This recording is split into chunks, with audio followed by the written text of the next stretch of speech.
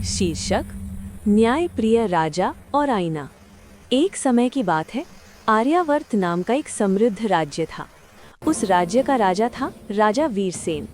राजा वीरसेन बहुत बहादुर और दयालु था, लेकिन उसे सबसे ज्यादा गर्व अपनी शक्ति और अपने फैसलों पर था। एक दिन राज्य में एक बूढ़ा साधु आया। उसने राजा को एक छोटा सा आईना भेंट किया और कहा, महाराज, ये आईना साधारण नहीं है।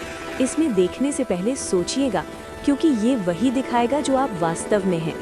राजा हंस पड़ा और बोला, मैं एक महान राजा हूँ, मुझे डरने की क्या जरूरत। उसने आईने में देखा, पर उसे एक थका हुआ, घमंडी और अकेला राजा दिखाई दिया। राजा चौंक गया। उसी रात राजा को नींद नहीं आई। अगले दिन उसने भेष बदलकर राज्य का भ्रमण किया।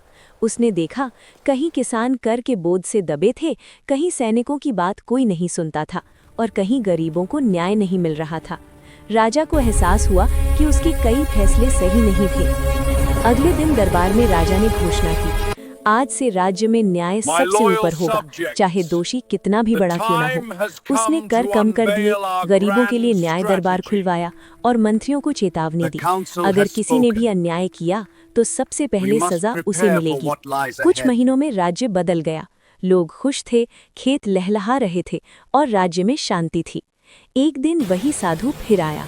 राजा ने आईने में दोबारा देखा।